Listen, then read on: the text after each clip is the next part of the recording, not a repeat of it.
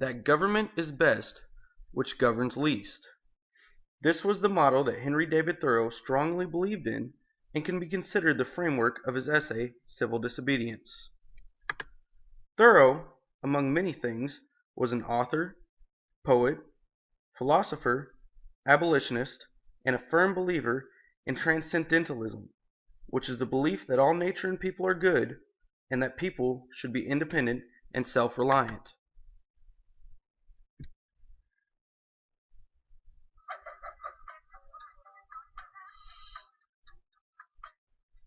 A just society has fair laws, but most societies aren't like that.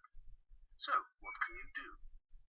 The opponent of slavery, Henry David Thoreau, gave one answer in his essay on civil disobedience. Follow your conscience and break the law on moral grounds, rather than be a cog in an unjust system. As he put it, let your life be a counter-friction to stop the machine. Thoreau is best known for his book Walden and his essay, which was also given as a speech, Civil Disobedience. There are many factors that influenced Thoreau to write Civil Disobedience. The most prominent factors were the Mexican-American War and slavery. Thoreau was strongly opposed to these issues and set out to make his opposition known to the people. The essay on civil disobedience was written to educate the people on the unjustness of their government. Thoreau believed that good people did not need to be governed. In his mind, government rarely ever proved itself useful. Going back to his transcendentalist beliefs, people should rely on themselves and not on a government to take care of them. Thoreau's resentment for government came from his idea that any government would easily become corrupted. The only way it would not become corrupted would be if it had a conscience. Yes, the people within the government may have a conscience, but the institution itself could not. So, without the ability to have a conscience, government would ultimately end up corrupted. This corruption is not necessarily a sense that government is evil and wrong, but more as a sense that it is built around pleasing the majority of men and not all.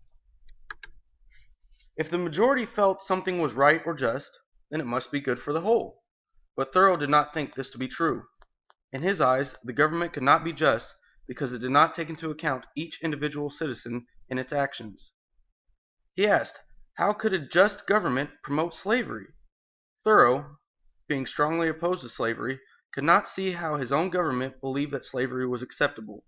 To him, all men, whether slaves or not, were equal to each other.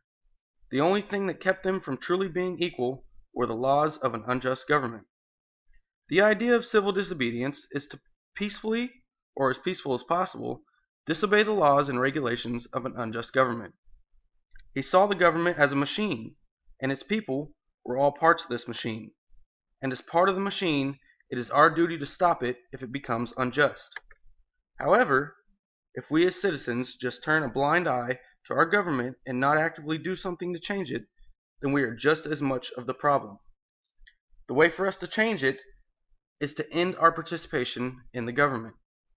Thoreau believes that it is not enough to vote for change because voting is ruled by the majority, and if the majority is not interested in a change, then nothing will be able to change.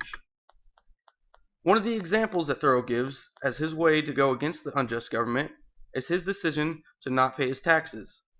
His action of not paying the government-mandated tax is his idea of actively going against the unjust, corrupt government. Because of this decision, Thoreau was put into jail.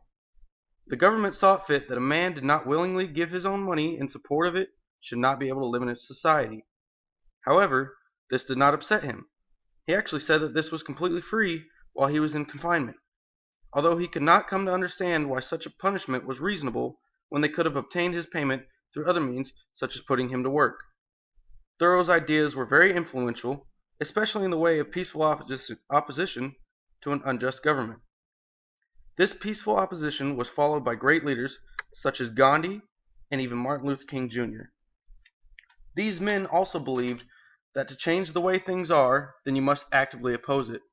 Both of these men used peaceful opposition in order to put a stop to an unjust government and succeeded.